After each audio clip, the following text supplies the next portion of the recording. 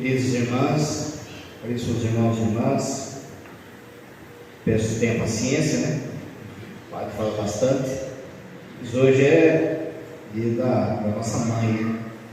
Falo também por mim, porque a minha vida mudou depois de Santa Teresa. Sempre fui um cristão, um católico, mas aquela coisa de participar da missa e basta. Mas o dia que eu li o livro da vida, aquilo mudou minha vida. Eu ficava com gosto, e é assim, quem lê Santa Teresa sabe, você fica com gosto, com desejo, com fome de ter vida de oração. E de fato a nossa vida muda. Por isso que trago ela desde a minha infância, como também minha mãe e minha protetora. Quando a gente olha diante de todo o mistério de Deus, às vezes a gente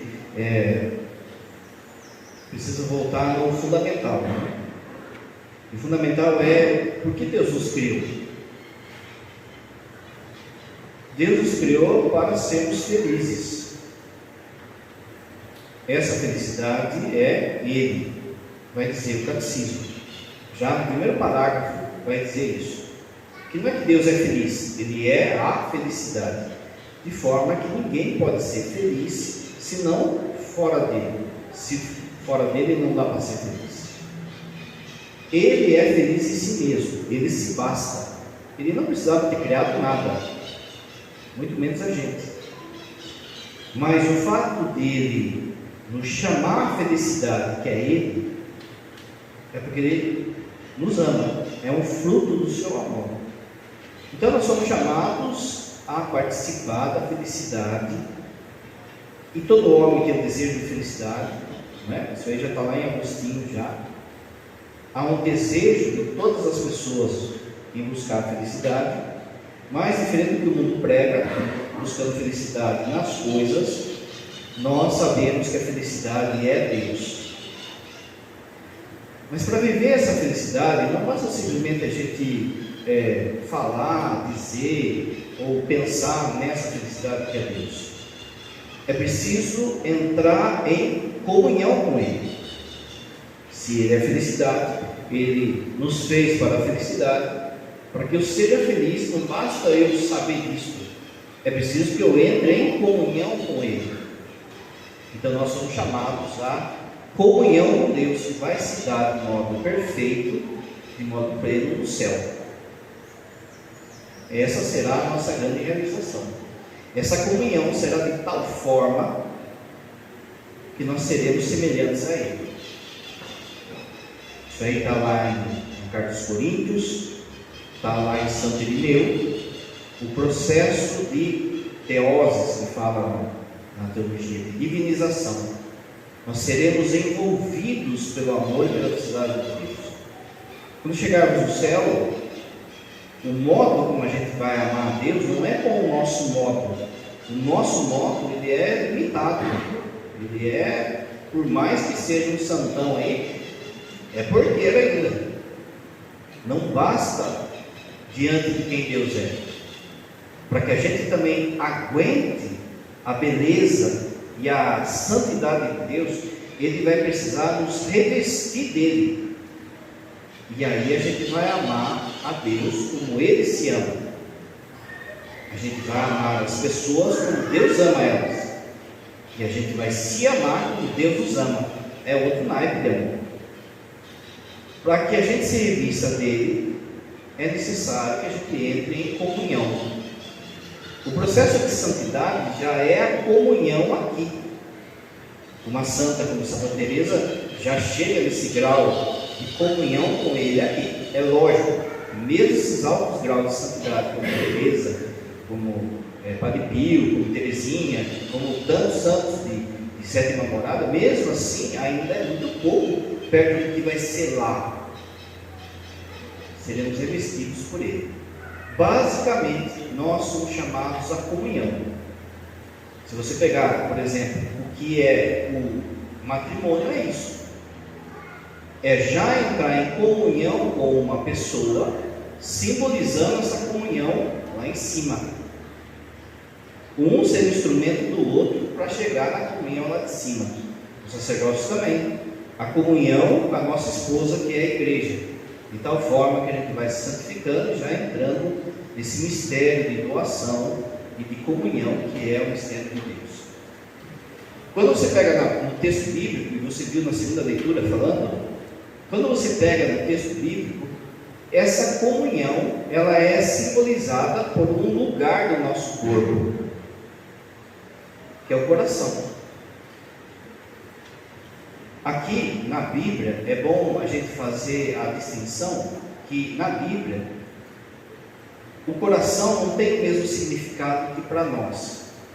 Para nós, o coração tem significado somente emocional. Na Bíblia, não. Na Bíblia, o coração é o lugar que se toma decisões. São Tomás de Aquino vai dizer que o amor é uma decisão.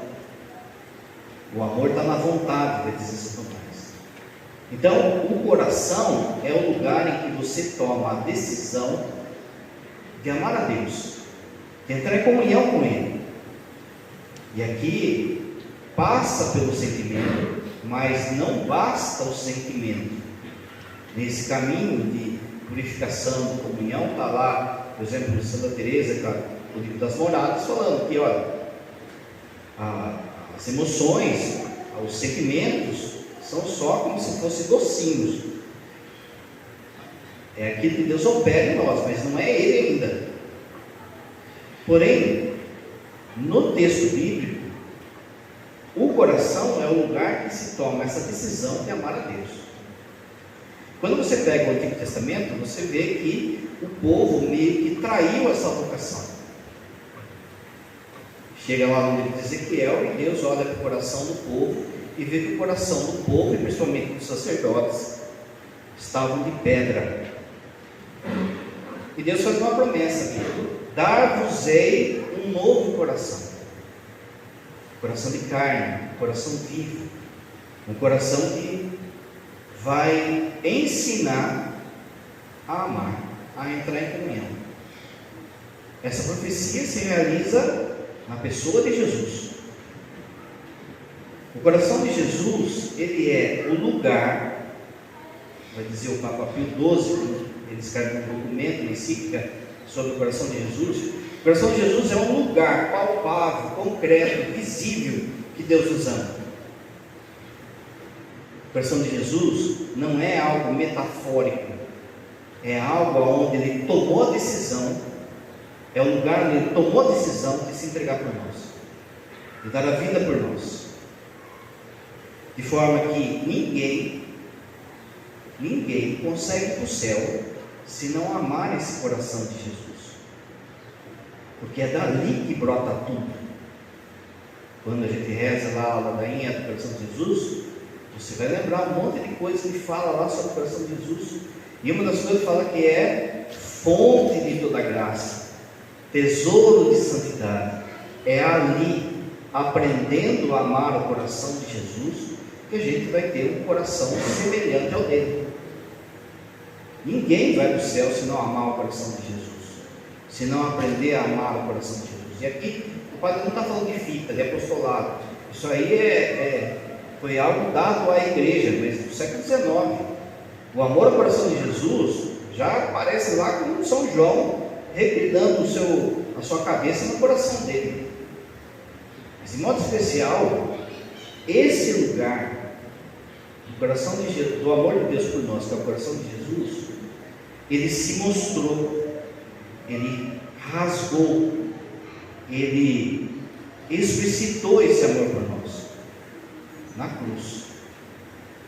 Ele quis que o seu peito fosse rasgado, ele quis mostrar o tanto de amor que ele tem por nós, a decisão que ele tomou do amor que ele tem por nós. Esse rasgo é a certeza para nós de que Ele nos ama até o fim. Esse rasgo do coração de Jesus, ele já vai sendo profetizado no Antigo Testamento, mas em modo especial no Evangelho de João, Jesus sempre vai dando um toquinho sobre esse amor dele, que vai ser mostrado, vai ser explicitado. Quando você pega, por exemplo, a passagem da Samaritana, outra opção no dia de hoje era um trecho do Evangelho da Samaritana. Quando você pega o trecho da Samaritana, São João, que já tinha visto o coração aberto de Jesus, né? Ele escreve depois do fato, então ele já sabe tudo que vai acontecer. Ele coloca lá que Jesus chega ali na região da Samaria e era por volta de meio-dia. Por que ele coloca o horário? Para você lembrar de outra coisa que vai acontecer meio-dia, que é a cruz. E ali é um debate de Jesus com a Samaritana, a questão do poço. Veja, esse poço, a gente tem que vir buscar água desse poço, foi nosso pai Jacó que deu esse poço. E Jesus vai falando que ele vai dar uma nova água. No fundo, gente, o poço é um rasgo na terra. Aquele rasgo de Jacó serviu para matar a sede, como foi falado no Evangelho, matar a sede do povo no Antigo Testamento. Mas agora ele está prometendo um novo poço, um novo rasgo, que vai dar de fato, vai saciar de fato a nossa sede, como ele falou no Evangelho. É do coração de Jesus que nascem os sacramentos, de modo especial, é da cruz de Jesus que nascem os sacramentos, mas do coração de Jesus que nascem os sacramentos principais, que são o batismo e a Eucaristia, e é o coração de Jesus que é o lugar da misericórdia, do encontro e da comunhão. O processo de santificação, o que é ser santo? É cristificar-se, é cada vez mais ser semelhante a Cristo, é cada vez mais ter um coração idêntico ao de Cristo. Aí vem Teresa, aí vem Santa Teresa, que entre tantas graças que ela recebe de Deus, ela recebe essa graça da transvirgação, de ter um coração chagado de amor por Jesus, e ter o seu coração machucado de amor por Jesus. Veja, Deus opera a sua graça, de modo geral, de forma ordinária, que é o que acontece conosco. Sem a graça, a gente não faz nada. Para você estar aqui hoje, foi a graça que operou, a graça que protegeu, que ajudou e te convidou. Sem a graça, a gente não faz nada. Essa graça, ela pode vir de várias formas. A graça ordinária, talvez você escutou falar e falou assim: não, esse horário é bom para mim. Talvez alguém te contou, talvez você sentiu no coração. A graça operou para você estar aqui. A graça opera para que a gente faça tudo de bom. Quando você vai rezar um terço, quando você vai fazer adoração, é sempre a graça operando, é a graça te chamando. Essa graça essas graças são chamadas de graças ordinárias. Todo mundo tem e tem que ter para se converter. Até mesmo aqueles que estão longe de Deus, que não são batizados, precisam da graça da conversão, de um chamado à conversão. Ninguém se converte por si. Então, existe uma graça ordinária, que é aquela que Deus dá para todas as pessoas. Mas existe um outro tipo de graça, que é chamado de graça extraordinária, que é os famosos dons místicos, que daí Deus dá para quem Ele quer, na hora que Ele quer, independente se a pessoa é um santão ou não. Tem santos que vão chegar na sétima morada e não ter graça extraordinária nenhuma. E tem outros, como, sei lá, Santa Rita, Santa Teresa, como o Padre Pio, que vai ter toda a vida dessa pessoa recheada de graça extraordinária. Porque eles são melhores? Não. Porque Deus tem um projeto Essas graças extraordinárias, elas têm duas funções. Primeiro, para a própria pessoa, para fazer com que a pessoa saia de um estágio, de um grau, de uma morada de santidade e pule para outra, para que ela, de alguma forma, perceba Deus operando ali e aquilo puxe ela. Mas acima de tudo, as graças extraordinárias, elas têm a segunda função, que é mais importante, que é para nós, para a nossa fé, para vir ao encontro da nossa falta de fé. O Padre Pio não precisava ter os estigmas para ele acreditar. Aquilo só fortaleceu, só puxou ele para uma santificação ainda maior. Agora a gente precisa. Então, essas graças extraordinárias que Deus dá a alguns santos e a algumas pessoas, eles vêm ao encontro nosso. É como se fosse uma catequese que Deus está querendo nos ensinar. Quando o Santo Antônio faz aquele monte de milagre, quando São Francisco recebe as chagas também, para que acontece isso? Para a nossa falta de fé.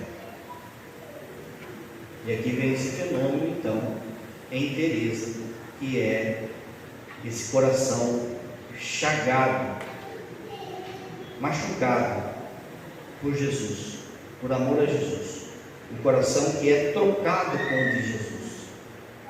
Também é um fenômeno. Você pega São Filipe Neri, teve isso. São graças que Deus dá especiais, mas que vêm ao encontro da nossa falta de fé. O que esse coração de Teresa, o que esse coração aberto de Teresa, ele quer nos mostrar? O que quer falar para nós? Primeiro, amar a Deus é um caminho que nos machuca. Se você pega qualquer místico, você vai ver que a relação de amor com Ele e com Cristo é uma relação de amor que machuca. Na palavra São João da Cruz, por exemplo, é um doce cautério. Você lembra, você viu no livro da vida, ela conta, para quem não sabe, ela conta que ela viu como que um querubim, de uma forma até infantil, lindo, belo, mas assim pequeno, mas ela viu, ela acha que é um querubim, mas ela não tem muita certeza, porque ela não está muito preocupada com a nomenclatura, porque no fundo não era um querubim, era um serafim. O serafim são aqueles anjos que têm um amor abraçado por Deus, um amor que pega fogo por Deus. É um amor, se eles tivessem, é um amor de coração, se eles tivessem coração. Os querubins são anjos que amam a Deus de forma principalmente intelectiva, que também é grandioso. Mas ali, por causa do milagre, o que aconteceu era um serafim. Quando o serafim é o maior grau da hierarquia angélica, quando um serafim ele se manifesta, ele pode se manifestar operando como se fosse um querubim, um arcanjo, um trono, tudo aquilo que está abaixo dele, ele faz. Então ela diz que viu ali como um querubim, como se fosse um anjo assim, pequeno ou infantil, que vem com uma flecha,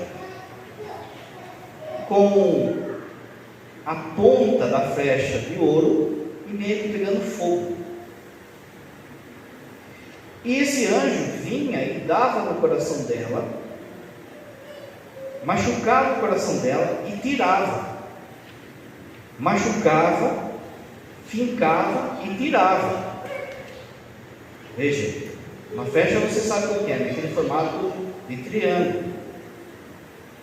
Padiçando, se você levar um dia uma flechada de milho, você não tira a flecha. Você tem que ir no hospital assim, não é? Porque se você tirar a flecha, vai machucar ainda mais. Ela é assim, não é? Tem forma de triângulo. A hora que puxa, vai rasgando. Então, quando o padre de santo levar uma flechada de um índio, ele tem que quebrar lá a ponta e ir no hospital assim para fazer uma cirurgia. O anjo, o querubim, ele colocava e tirava. Porque é justamente esse processo do amor de Deus na vida dela e na nossa vida. É um amor que machuca. Machuca por quê? Porque Deus é um sábio? Não, machuca porque a gente não está convertido ainda. Então, ao mesmo tempo que aquilo inflama o coração, dói no coração, ao mesmo tempo que aquilo queima o coração de amor por Deus, aquilo machuca, porque a pessoa tem que mudar. O padre fala sempre lá na paróquia: se você pensa bem,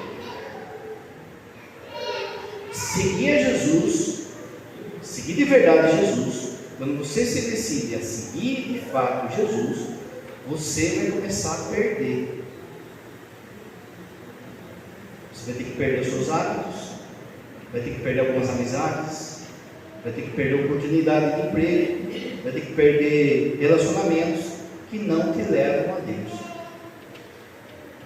E isso machuca. Porque aqui dentro tem um bichinho que chama egoísmo, orgulho, que quer que seja feita a nossa vontade. E o Senhor vem com essa chama de amor, com essa flecha de amor, para nos purificar, para nos educar, para fazer com que haja de fato uma verdadeira comunhão com Ele. É um processo assim, que traz paz, felicidade, mas nos inquieta. Lembra? O Padrezinho tem um livro, uma música que chama A Paz Inquieta. É assim. Você sabe que está sendo moldado por Cristo, pelo amor dele, mas você sabe que dói deixar as coisas velhas, que é difícil. É lógico que as coisas velhas de Teresa não são as coisas velhas nossas, mas esse processo de conversão se aplica também a nós. Se em Teresa é algo concreto, palpável, em nós é algo espiritual, mas que acontece também. De forma que, se você pegar o caminho de conversão de qualquer pessoa, ela vai passar por duas batalhas, por dois tipos de confronto. O primeiro confronto, apesar de produzir muito efeito ruim no mundo, é o mais fácil de vencer. O primeiro confronto é um confronto negativo, é um confronto com aquilo que nos impede de chegar até Deus, é um confronto com os inimigos da nossa alma, o mundo, o diabo e o pior deles, a gente mesmo.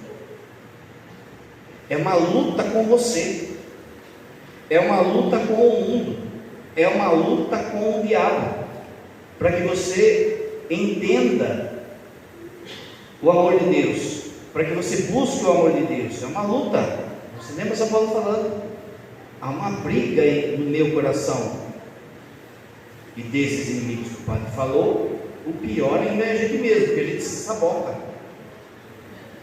Mas aqui ainda é a batalha mais fácil, porque vem uma segunda batalha, e isso que passa em Teresa mostra essa segunda batalha, que por mais assim esquisito que seja, mais paradoxal que seja, é uma luta contra Deus.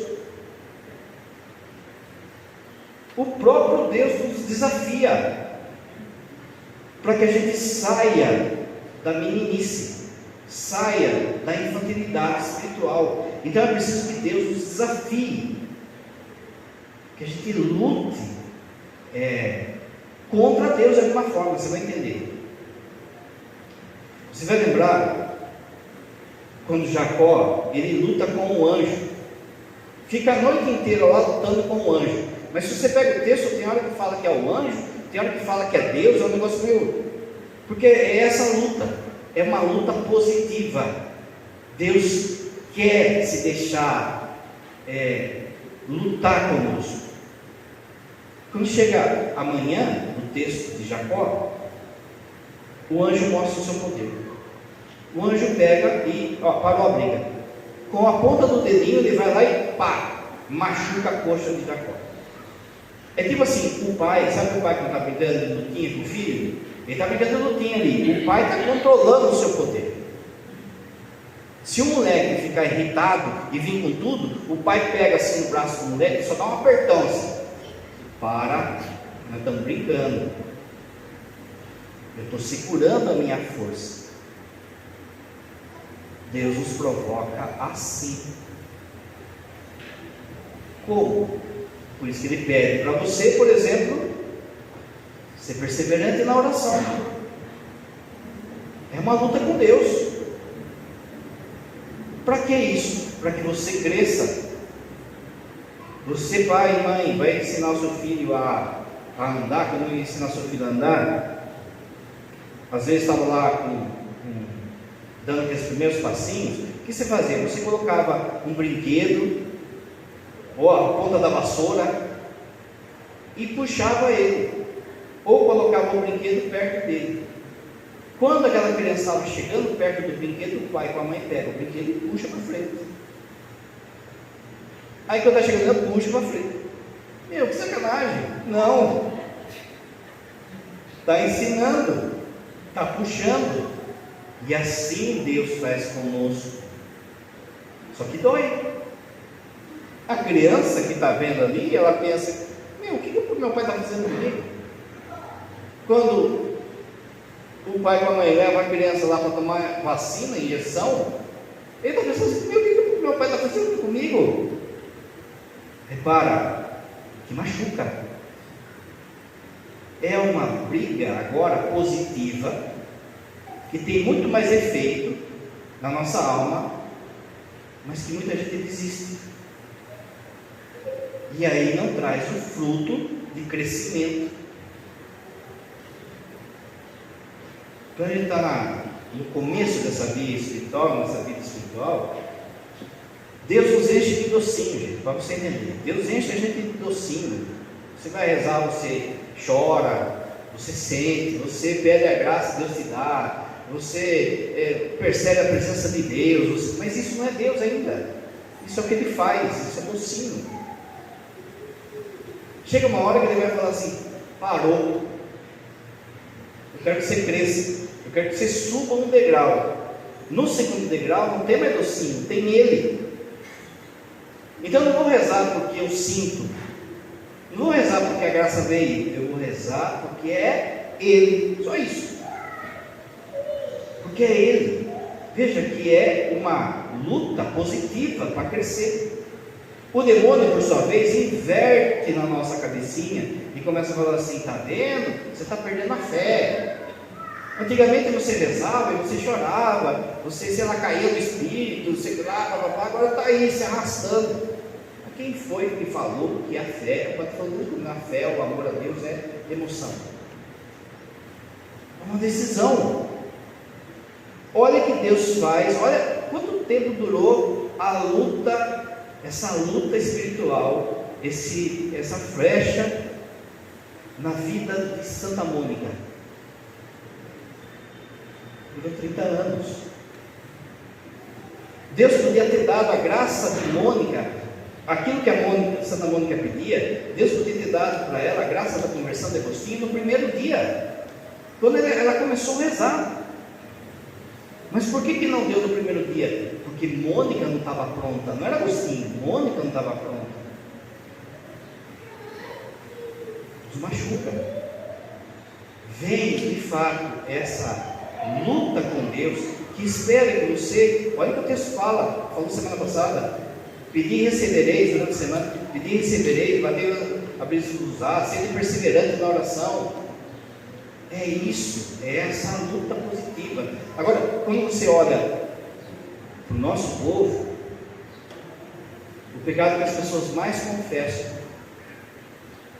pode parecer até achar que é o pecado sexual, é também, mas ele está em segundo, porque pior do que isso, sabe o que é? O desânimo. O desânimo. Vai para a luta. Deixa-se machucar por Deus. Passa de fase. Pula de fase. É Nosso Senhor falando. Eu quero que você tenha uma fé madura. Se você fica atrás de docinho, você é um mercenário. Às vezes a turma pensa também, né? Os padres, quando eles celebram, eles ficam vendo, sabe? Os anjos, vendo os santos, vendo não sei o quê. Não vejo nada. Eu pelo menos não vejo nada. Pode ser, acho que vê as coisas. Eu não vejo nada. Mas eu sei que Ele está lá. Eu sei que é Ele. Chega para São Luís da França, que era rei, e fala assim para ele: